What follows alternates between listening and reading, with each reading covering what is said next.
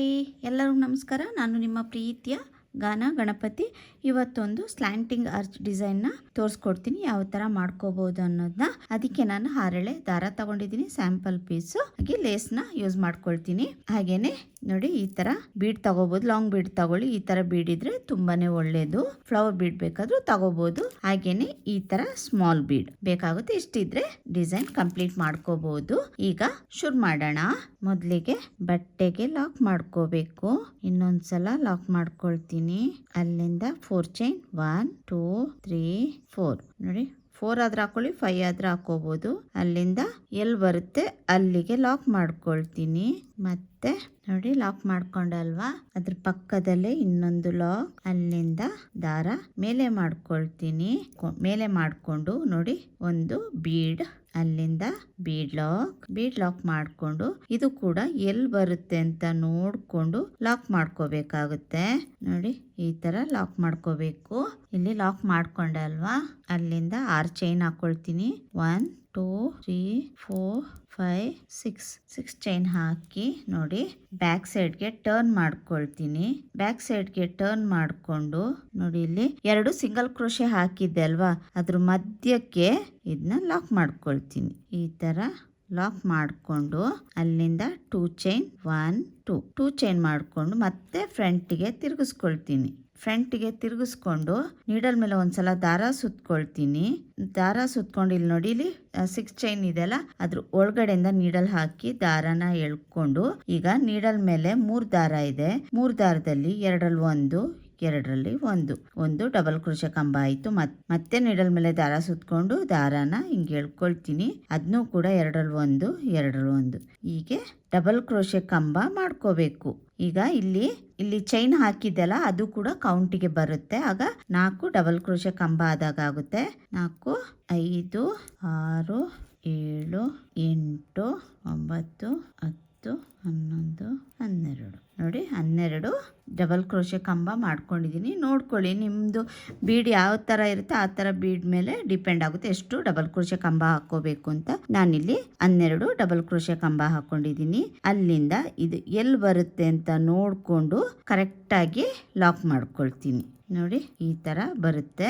ನೋಡಿ, ಇದು ಫ್ರಂಟ್ ಅಲ್ವಾ. ಈಗ ಬ್ಯಾಕ್ ಸೈಡ್ಗೆ ಟರ್ನ್ ಮಾಡ್ಕೊಳ್ತೀನಿ. ಬ್ಯಾಕ್ ಸೈಡ್ಗೆ ಟರ್ನ್ ಮಾಡಿಕೊಂಡು ಇಲ್ಲಿ ಮೊದಲಿಗೆ ಒಂದು ಡಬಲ್ ಕ್ರೋಶೆ ಕಂಬದ ಮೇಲ್ಗಡೆ ಹೋಲ್ ಕಾಣಿಸ್ತಾ ಇದೆಯಲ್ಲ, ಅಲ್ಲಿಗೆ ಲಾಕ್ ಮಾಡ್ಕೊಳ್ತೀನಿ. ಅಂದರೆ ಸಿಂಗಲ್ ಕ್ರೋಶೆ. ಅಲ್ಲಿಂದ ದಾರ ಮೇಲೆ ಮಾಡ್ಕೊಳ್ತೀನಿ. ಒಂದು ಬೀಡ್ ತಗೊಂಡು ನೋಡಿ, ಅದ್ರ ಪಕ್ಕದಲ್ಲೇ ಒಂದು ಹೋಲ್ ಇದೆಯಲ್ಲ, ಆ ಹೋಲಿಗೆ ಲಾಕ್ ಮಾಡ್ಕೊಳ್ತೀನಿ. ಅಲ್ಲಿಂದ ಅದ್ರ ಪಕ್ಕದಲ್ಲೇ ಇನ್ನೊಂದು ಹೋಲ್ ಇದೆ ಡಬಲ್ ಕ್ರೋಶೆ ಕಂಬದ ಮೇಲ್ಗಡೆ, ಅಲ್ಲಿಗೆ ಹಾಗೇನೆ ಬೀಡ್ ಹಾಕೊಳ್ಳೋದನೆ ಒಂದು ಲಾಕ್ ಮಾಡ್ಕೊಳ್ತೀನಿ. ಮತ್ತೆ ದಾರ ಮೇಲೆ ಮಾಡ್ಕೊಳ್ತೀನಿ. ಇನ್ನೊಂದು ಬೀಡ್ ಹಾಕೊಂಡು ನೋಡಿ, ಅದ್ರ ಪಕ್ಕದಲ್ಲೇ ಒಂದು ಡಬಲ್ ಕ್ರೋಶೆ ಕಂಬ ಹೋಲ್ ಇದೆಯಲ್ಲ, ಅಲ್ಲಿಗೆ ಲಾಕ್ ಮಾಡ್ಕೊಳ್ತೀನಿ. ಮತ್ತೆ ಅದ್ರ ಪಕ್ಕದಲ್ಲೇ ಇನ್ನೊಂದು ಹೋಲ್ ಕಾಣಿಸುತ್ತೆ, ಅಲ್ಲಿ ಹಾಗೇನೆ ಬೀಡ್ ಹಾಕೊಳ್ಳೋದೇನೆ ಲಾಕ್. ಮತ್ತೆ ಬೀಡ್ ಹಾಕೊಳ್ತೀನಿ. ಡಬಲ್ ಕ್ರೋಶೆ ಕಂಬ ಮೇಲ್ಗಡೆ ಕಾಣಿಸ್ತಾ ಇದೆಯಲ್ಲ ನಿಮ್ಗೆ, ಆ ಹೋಲ್ಗೆ ನೀಡಲ್ ಹಾಕಿ ದಾರನ ಹೇಳ್ಕೊಂಡು ಲಾಕ್ ಮಾಡ್ಕೊಳ್ತೀನಿ. ಅದ್ರ ಪಕ್ಕದಲ್ಲಿರೋ ಹೋಲ್ಗೆ ಹಾಗೇನೆ ಲಾಕ್ ಮಾಡ್ಕೊಳ್ತೀನಿ. ಮತ್ತೆ ದಾರ ಮೇಲೆ ಮಾಡ್ಕೋಬೇಕು. ನೋಡಿ, ಬೀಡ ಹಾಕೊಂಡು ಮತ್ತೆ ಲಾಕ್ ಮಾಡ್ಕೊಳ್ತೀನಿ. ಅದ್ರ ಪಕ್ಕದಲ್ಲೇ ಇರೋ ಹೋಲ್ಗೆ ಹಾಗೇನೆ ಲಾಕ್ ಮಾಡ್ಕೊಳ್ತೀನಿ. ಮತ್ತೆ ದಾರ ಮೇಲೆ ಮಾಡ್ಕೋಬೇಕು. ಒಂದು ಬೀಡ್ ಲಾಕ್ ಮಾಡ್ಕೊಂಡಲ್ವಾ, ಈಗ ಇನ್ನೊಂದು ಲಾಕ್, ಅಂದ್ರೆ ಸಿಂಗಲ್ ಕ್ರೋಶೆ. ನೋಡಿ, ಈ ತರ ಬರುತ್ತೆ. ಈಗ ನಾನಿಲ್ಲಿ 5 ಬೀಡ್ಸ್ ಬರುವಾಗೆ ಮಾಡ್ಕೊಂಡಿದ್ದೀನಿ. ಅಲ್ಲಿಂದ 2 ಚೈನ್ ಹಾಕೊಳ್ತೀನಿ. 1 2 ಚೈನ್ ಹಾಕೊಂಡು ಫ್ರಂಟ್ ಸೈಡ್ಗೆ ಟರ್ನ್ ಮಾಡ್ಕೊಳ್ತೀನಿ. ಈ ತರ ಫ್ರಂಟ್ ಸೈಡ್ಗೆ ಟರ್ನ್ ಮಾಡ್ಕೊಂಡು ನೋಡಿ, ನೀಡಲ್ ಮೇಲೆ ಒಂದ್ಸಲ ದಾರ ಸುತ್ಕೊಳ್ತೀನಿ. ನಾನು ಹಾಗೇನೆ ಒಂದು ಸಿಂಗಲ್ ಕ್ರೋಶೆ ಹಾಕಿದ್ದೆಲ್ಲ ಇಲ್ಲಿ ಎಂಡಲ್ಲಿ ಬೀಡ್ ಪಕ್ಕದಲ್ಲಿ, ಅದ್ರ ಒಳಗಡೆಯಿಂದ ನೀಡಲ್ ಹಾಕಿ ದಾರಾನ ಮೇಲೆ ಹೇಳ್ಕೊಳ್ತೀನಿ. ಅಲ್ಲಿಂದ ಒಂದು ಡಬಲ್ ಕ್ರೋಶೆ ಕಂಬ, 2ರಲ್ಲಿ 1 2ರಲ್ಲಿ 1. ಅಲ್ಲಿಂದ 2 ಚೈನ್ 1 2 ಚೈನ್ ಹಾಕಿ ನೀಡಲ್ ಮೇಲೆ ಒಂದ್ಸಲ ದಾರ ಸುತ್ಕೋಬೇಕು. ನೋಡಿ, ಇಲ್ಲಿ ಡಬಲ್ ಕ್ರೋಶೆ ಕಂಬ ಹಾಕಿದ್ದೆಲ್ಲ, ಆ ಡಬಲ್ ಕ್ರೋಶೆ ಕಂಬದ ಒಳಗಡೆಯಿಂದ ಗ್ಯಾಪ್ ಇರುತ್ತೆ, ಅಲ್ಲಿಂದ ನೀಡಲ್ ಹಾಕಿ ದಾರಾನ ಹೇಳ್ಕೊಳ್ತೀನಿ. ಒಂದ್ಸಲ ಆಯ್ತು, ಅದನ್ನೇ ಹಾಗೆ ಇಟ್ಕೊಂಡು ಮತ್ತೆ ಒಂದ್ಸಲ ನೀಡಲ್ ಮೇಲೆ ದಾರ ಸುತ್ಕೊಳ್ತೀನಿ. ಮತ್ತೆ ಹಾಗೇನೆ ದಾರಾನ ಹೇಳ್ಕೋಬೇಕು. 2 ಆಯ್ತು. 3 4 5 ನೋಡಿ 5 ಆಯ್ತಲ್ವಾ. ಅಲ್ಲಿಂದ ಎಲ್ಲನ ಸೇರಿಸಿ ಒಳಗಡೆಯಿಂದ ದಾರಾನ ಎಳ್ಕೊಳ್ತೀನಿ. ಎಳ್ಕೊಂಡಾಗ ಒಂದ್ ದಾರ ನೀಡಲ್ ಮೇಲೆ ಉಳಿಯುತ್ತೆ ನೋಡಿ. ಇಲ್ಲಿ ಒಂದ್ ದಾರ ಉಳಿದಿದೆ ಅಲ್ವಾ, ಅದನ್ನ ಲಾಕ್ ಮಾಡ್ಕೊಳ್ತೀನಿ ನೋಡಿ. ಒಂದು ಪಫ್ ಡಿಸೈನ್ ಆಗುತ್ತೆ. ಈ ತರ ಪಫ್ ಡಿಸೈನ್ ಆಗುತ್ತೆ. ಅಲ್ಲಿಂದ ಮತ್ತೆ ನೀಡಲ್ ಮೇಲೆ ದಾರ ಸುತ್ಕೊಳ್ತೀನಿ. ಇಲ್ಲಿ 2 ಬೀಡ್ ಮಧ್ಯದಲ್ಲಿ ಸಿಂಗಲ್ ಕ್ರೋಶೆ ಇದೆಯಲ್ಲ, ಹೋಲ್ ಕಾಣಿಸ್ತಾ ಇದೆ ಅಲ್ವಾ, ಆ ಹೋಲ್ ಒಳಗೆ ನೀಡಲ್ ಹಾಕಿ ದಾರಾನ ಮೇಲೆ ಎಳ್ಕೊಳ್ತೀನಿ. ಎಳ್ಕೊಂಡು ನೋಡಿ 3 ದಾರ ಇದೆ ನೀಡಲ್ ಮೇಲೆ, 2ರಲ್ಲಿ 1, 2ರಲ್ಲಿ 1 ಕಂಬ ಆಗಿದೆ ಅಲ್ವಾ. ಈಗ ಕಂಬಕ್ಕೆ 2 ಚೈನ್ ಹಾಕೊಳ್ತೀನಿ. 1 2 ಚೈನ್ ಹಾಕಿ ನೀಡಲ್ ಮೇಲೆ ಒಂದ್ಸಲ ದಾರ ಸುತ್ಕೊಳ್ತೀನಿ.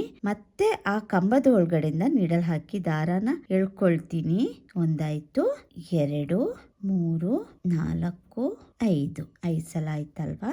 ಅಲ್ಲಿಂದ ಆ ದಾರಾನ ಒಂದೇ ಸಲದಲ್ಲಿ ಈ ತರ ಒಳಗಡೆಯಿಂದ ನೀಡಲ್ ಹಾಕಿ ದಾರಾನ ತರ ಎಳ್ಕೊಳ್ತೀನಿ ನೋಡಿ. ಈ ತರ ಎಳ್ಕೋಬೇಕು. ಈಗ ಅದನ್ನ ಲಾಕ್ ಮಾಡ್ಕೊಳ್ತೀನಿ. 1 ಪಫ್ ಆಯ್ತು, ಈಗ 2 ಪಫ್ ಆಗಿದೆ ಅಲ್ವಾ. ಹೀಗೇನೆ ಮಾಡ್ಕೊಂಡು ಹೋಗ್ಬೇಕು. ತುಂಬಾನೇ ಚೆನ್ನಾಗಿ ಬರುತ್ತೆ ಡಿಸೈನ್. ನೀಡಲ್ ಮೇಲೆ ಒಂದ್ಸಲ ದಾರ ಸುತ್ಕೊಳ್ತೀನಿ. 2 ಬೀಡ್ಗಳ ಮಧ್ಯದಲ್ಲಿ ಒಂದು ಸಿಂಗಲ್ ಕ್ರೋಶೆ ಹೋಲ್ ಕಾಣಿಸುತ್ತೆ.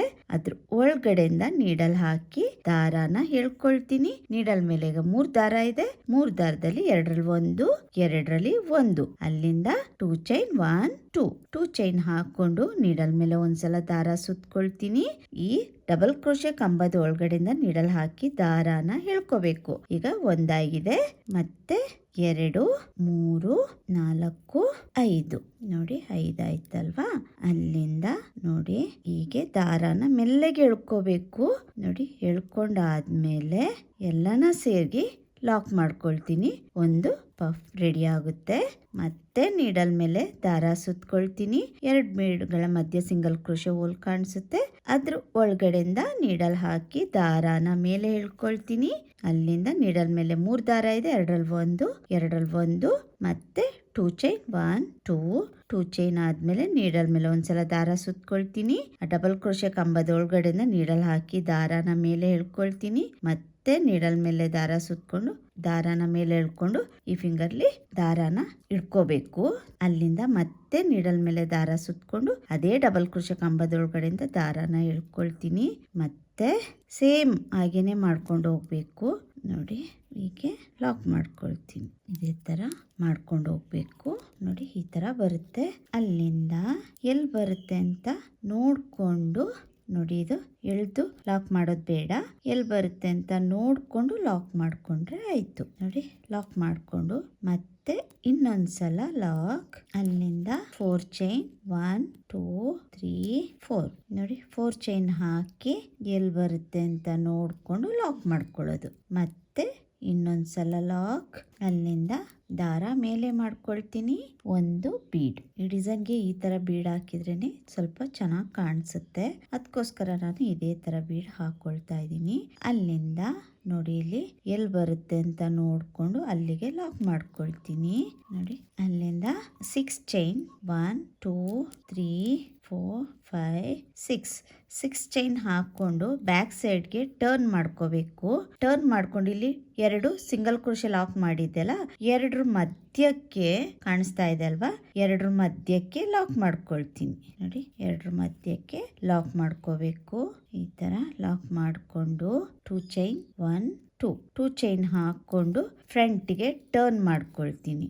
ಫ್ರಂಟ್ಗೆ ಟರ್ನ್ ಮಾಡಿಕೊಂಡು ನೀಡಲ್ ಮೇಲೆ ಒಂದ್ಸಲ ದಾರ ಸುತ್ಕೊಳ್ತೀನಿ. ದಾರ ಸುತ್ಕೊಂಡು ಆ 6 ಚೈನ್ ಹಾಕಿದ್ದೆಲ್ಲ ಅದ್ರ ಒಳಗಡೆಯಿಂದ ನೀಡಲ್ ಹಾಕಿ ದಾರಾನ ಮೇಲೆ ಇಳ್ಕೊಳ್ತೀನಿ.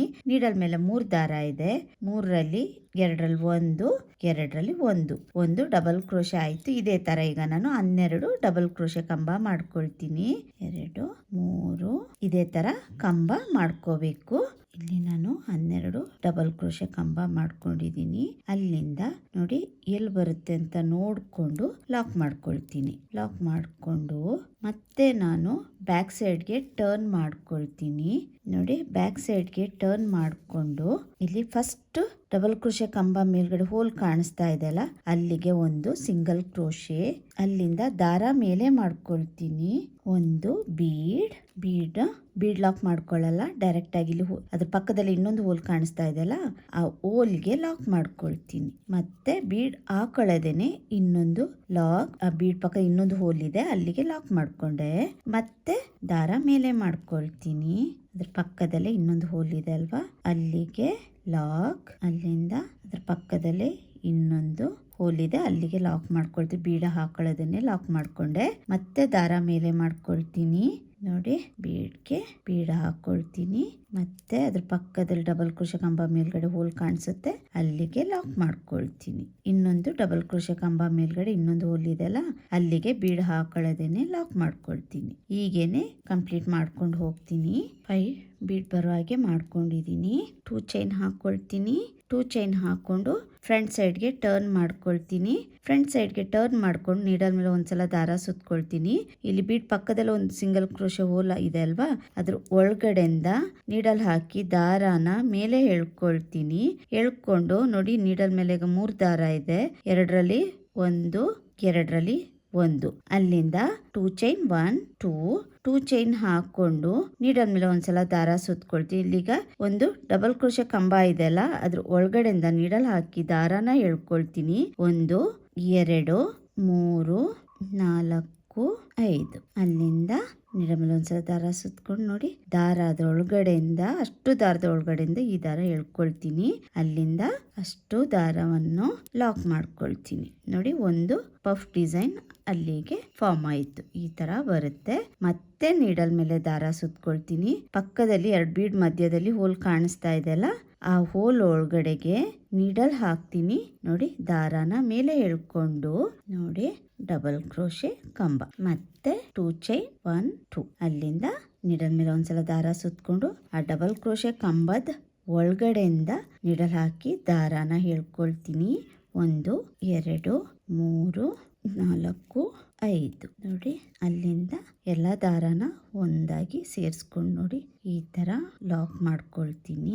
ನೋಡಿ, 2 ಪಫ್ ಆಯ್ತು. ಇದೇ ತರ ಕಂಪ್ಲೀಟ್ ಮಾಡ್ಕೊಳ್ತೀನಿ. ಕಂಪ್ಲೀಟ್ ಮಾಡ್ಕೊಂಡು ಕುಚ್ಚು ಹಾಕಿ ತೋರಿಸ್ತೀನಿ ಯಾವ ತರ ಕಾಣಿಸುತ್ತೆ ಅಂತ. ನೋಡಿ, ಡಿಸೈನ್ ಕಂಪ್ಲೀಟ್ ಮಾಡಿದೀನಿ. ಕಂಪ್ಲೀಟ್ ಆದ್ಮೇಲೆ ಈ ತರ ಕಾಣಿಸುತ್ತೆ. ಗ್ರ್ಯಾಂಡ್ ಸ್ಯಾರಿಗಂತೂ ತುಂಬಾನೇ ಚೆನ್ನಾಗಿ ಕಾಣಿಸುತ್ತೆ. ಇದಕ್ಕೆ ನಾನು 137 ದಾರದಿಂದ ಕುಚ್ಚು ಹಾಕೊಂಡಿದೀನಿ. ತುಂಬಾ ಪುಟ್ಟದಾಗಿ ಹಾಕೊಂಡಿದೀನಿ. ಈ ತರ ಇದೆ ಡಿಸೈನು. ಪಫ್ ಅಂತೂ ನೋಡಿ ತುಂಬಾನೇ ಚೆನ್ನಾಗಿ ಬಂದಿದೆ, ನೀಟಾಗಿ ಬರುತ್ತೆ. ಸ್ಲ್ಯಾಂಟಿಂಗ್ ಆರ್ಚ್ ಅಂತೂ ತುಂಬಾ ನೀಟಾಗಿ ಬಂದಿದೆ. ಬೇಗನೆ ಆಗೋಗುತ್ತೆ ಡಿಸೈನು. ಯಾರಿಗೆಲ್ಲ ಈ ಡಿಸೈನ್ ಇಷ್ಟ ಆಗಿದ್ರೆ ಲೈಕ್ ಕೊಡೋದನ್ನ ಮರಿಬೇಡಿ. ಹಾಗೇನೆ ನೀವು ಕೂಡ ಒಂದ್ಸಲ ಟ್ರೈ ಮಾಡಿ ಹೇಗ್ ಬಂತು ಅಂತ ಕೂಡ ಹೇಳ್ಬೋದು. ಇದಕ್ಕೆ ಚಾರ್ಜ್ ಮಾಡಬಹುದು ಅಂದ್ರೆ 900 ಇಂದ 950 ವರೆಗೂ ಚಾರ್ಜ್ ಮಾಡಬಹುದು. ಯಾಕೆ ಅಂತಂದ್ರೆ ಪಫ್ ಬರುತ್ತಲ್ಲ, ಇದು ಸ್ವಲ್ಪ ಕೆಲಸ ಹಿಡಿಯುತ್ತೆ. ಹಾಗಾಗಿ ಇದಕ್ಕೆ 900 ಇಂದ 950 ವರೆಗೂ ಚಾರ್ಜ್ ಮಾಡಬಹುದು. ಪ್ಲೇಸ್ ಡಿಪೆಂಡ್ ಆಗುತ್ತೆ ಅಷ್ಟೇ. ನಿಮ್ ಕಡೆ ಯಾವ ತರ ಚಾರ್ಜ್ ಮಾಡ್ತಾರೆ ಅಂತ ನೋಡ್ಕೊಂಡು ಚಾರ್ಜ್ ಮಾಡಿ.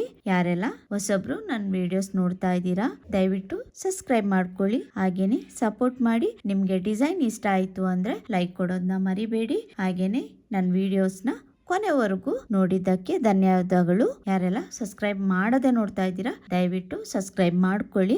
ಈ ವಿಡಿಯೋನ ಇಲ್ಲಿಗೆ ಮುಗಿಸ್ತೀನಿ. ಮತ್ತೊಂದು ಡಿಫ್ರೆಂಟ್ ಆಗಿರುವಂತ ಡಿಸೈನ್ ಒಂದಿಗೆ ಬರ್ತೀನಿ. ಅಲ್ಲಿವರೆಗೂ ಥ್ಯಾಂಕ್ ಯು, ಬಾಯ್.